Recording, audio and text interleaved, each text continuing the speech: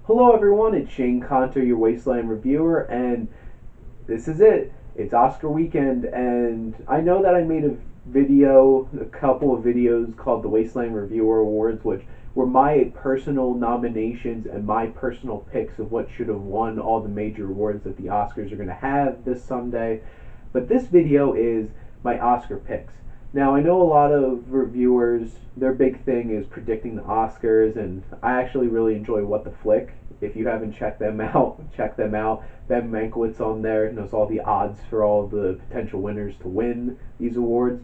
I'm not going to go as far as trying to predict who's going to win the Oscars, but what I did was I looked through all the categories and I picked out who I really think deserves to win out of the nominations that the Oscars were given.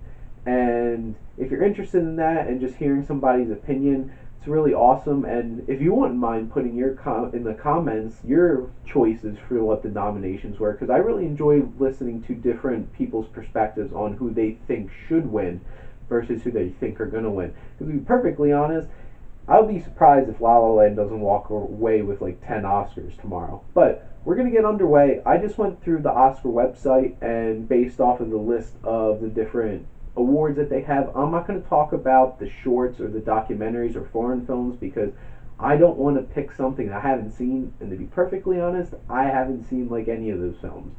And I am not in the place to make any good judgment on what should win. So I'm just going to go through the list at the categories that they list out on the Oscars page, and I'm just going to talk about who I think should win and give a brief description of why. I don't want to make this video super long, so we're going to get started with Best Actor, Denzel Washington for Fences. I know there's a lot of people out there who are really appreciating the subtle performances of, say, Casey Affleck from Manchester by the Sea. What Denzel Washington had to do in this film, making us really, really connect and like a pretty slowly but surely despicable person, and making him so larger than life and commanding the screen. And I am so in awe of what Denzel Washington was able to do in Fences, and really think he deserves to win that Oscar tomorrow. For Best Supporting Actor, I've actually thought about this for a little while, and my original pick was going to be Michael Shannon, who I'm a huge fan of, and he's super intense and brings that and the smart wit to Nocturnal Animals. But I really have to go with Jeff Bridges for Hell or High Water, because I know people be like, you just did a Jeff Bridges thing that he did for True Grit.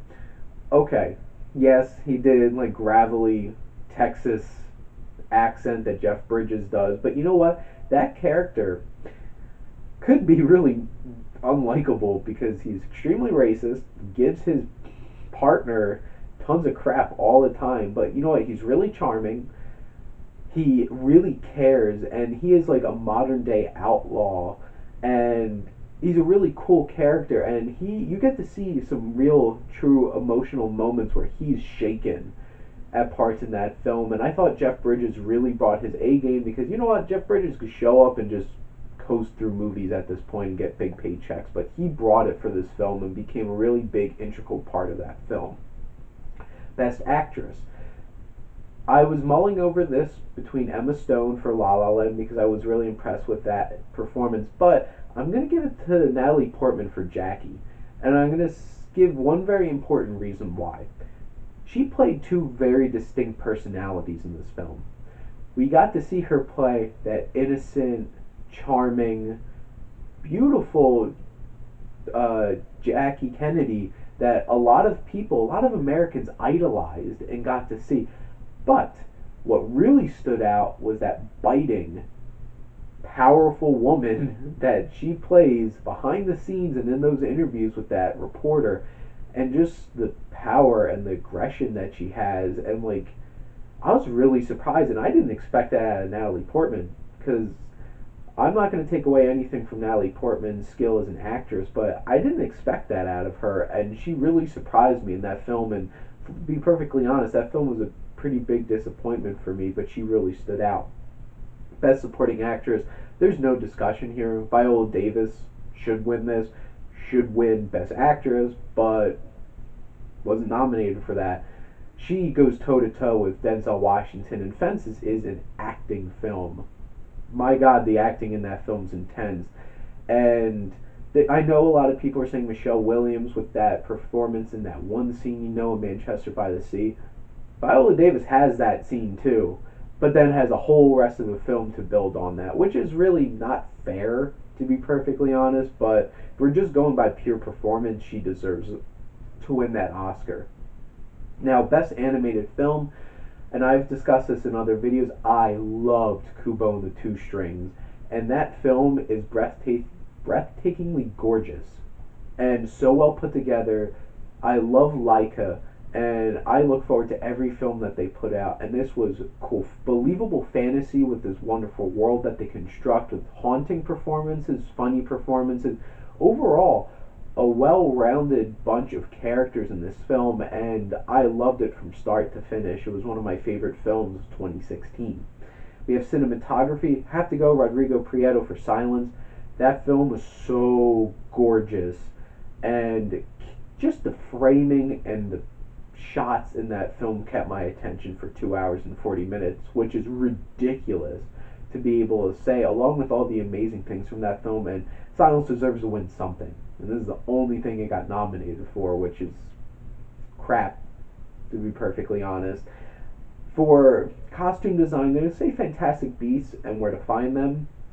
I would give it to Fantastic Beasts because all the other ones are a lot of period pieces, or La La Land, which gotta admit, loved every single outfit Ryan Gosling had, and I want to own all of them. But to be perfectly honest, Fantastic Beasts at least takes a period piece kind of design, but mixes it with this wizarding world we already know and makes something unique. The rest of the films don't really have anything unique. It's just like, hey, period dress, here you go. Which, not to take away from what they are able to do with that, because that takes a lot of time and effort to create those costumes, but this is something different and really stands out, and that's why I want to give it to that film. Now, directing. And if any of you have watched my videos, you know how much I love Mel Gibson, and I'm definitely going to give the best director to Mel Gibson, because what he was able to do with those two halves of Hacksaw Ridge and create a cohesive film and make you feel everything in that film, and the way he's able to handle that brutality in the second half of that film and balance that with the purity of the first half of the film, and showing, just bringing you through this adventure of Andrew Garfield's character in this film. And I absolutely love the work that Mel Gibson did. Film editing, I'm also going to have to say John Gilbert for Hacksaw Ridge. This was such a well put together film. And I'm going to admit, I'm a huge snob when it comes to action. And if you're giving me quick cuts and shaky cam, you are completely turning me off of things. And the way that John Gilbert was able to edit together the war scenes in this film were breathtaking.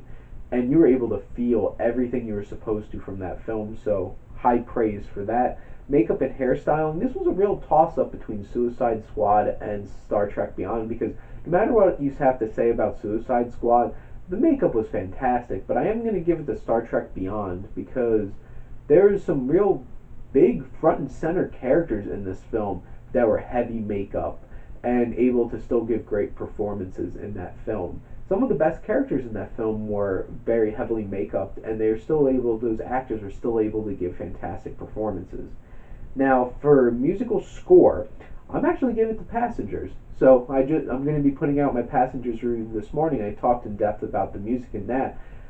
The reason I'm giving it to Passengers and Thomas Newman is because it wasn't, not to take away from the other films that have one cohesive theme about their music, this film was able to match different themes and genres and different kinds of things that it was trying to match in this film, and like a lot of the different pieces of the score are very unique from each other, but still cohesive and building up this movie.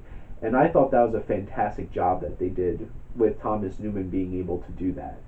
Now, best song. This was a tough one because I really wanted to give it to Moana, but to be perfectly honest, Audition the Fools Who Dream from La La Land was really powerful. And the performance of Emma Stone singing that song as well was really powerful. And what that meant for the film, looking more on Which one am I going to listen to more? Obviously, I'm going to listen to the Moana soundtrack over and over and over again. But in terms of building up the film that I was a part of, Audition was such an integral part of that film, and I really think it deserves to get recognition for that. When we get down to Best Picture, so this is definitely not going to win, but Hell or High Water, out of all the films that are actually nominated, was my favorite film. And the way that it creates a neo-Western feel, and I felt like I was absorbed in, honestly, a completely different world. I'm from New Jersey, never been to the South, and the way that it builds this sense of community with people in Texas, just from how they interact with the police and like covering up for the robbers and stuff like that, and just the attitudes that it captures and the characters. There's some amazing characters in this film, amazing performances, amazing cinematography, which I really wish that it got nominated for that. I was blown away by the shots right off the bat in this film, and the writing is fantastic, and geez, I can't say higher praise for Hell or High Water. I really wish it would come in and make a surprise tomorrow, but it's not going to. Production design, I'm actually going to give it to Passengers again. I was really looking to giving it to La La Land because some of the sets in that were actually pretty breathtaking. The only reason I'm going to give it to Passengers is because I feel like it's harder to build a sci-fi or fantasy world, and they were able to construct a completely cohesive ship that felt like I was on this ship with these characters lost in space. And it was really cool. It brought some ideas from other things.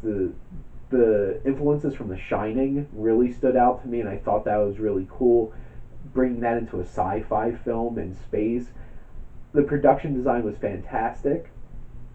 For sound editing and sound mixing, I'm not the hugest sound person, so I don't have the greatest opinion in terms of this, but I'm going to give it to both to Hacksaw Ridge because honestly, I felt like I was there, and like the sound shaking me during those war scenes were so impressive, and that's really hard to be able to do, is cohesively put together such intense violence and putting all those things together to make those war scenes really work. And I really think that from thinking back to the films that are nominated, that's the film that the sound really stood out to me, from just the shells dropping and bullets shooting out of guns and explosions, and everything works so well together. VFX, if The Jungle Book does not win this tomorrow, my jaw will drop.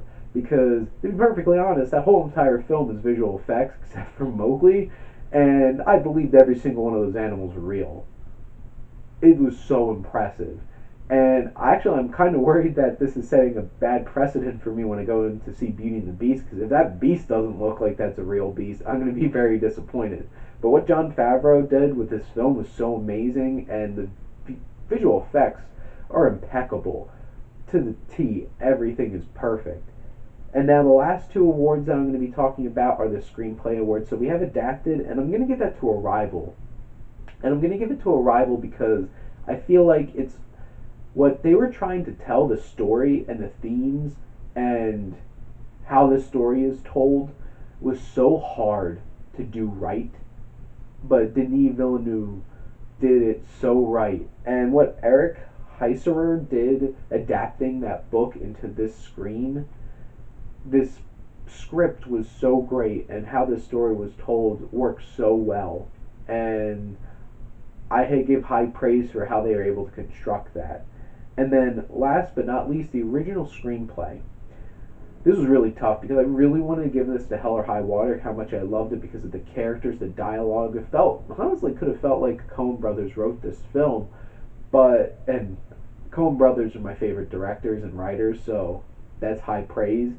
But I couldn't help but want to give some praise to Mike Mills, who wrote 20th Century Women. How that story was told, the different storytelling devices, how we got backstory, and how these are so fleshed out, interesting characters, every single one of them living in that house, was so well done. I just think that screenplay deserves a lot of praise for it. And I'd actually be really nicely surprised if I was able to pick up the Academy Award tomorrow.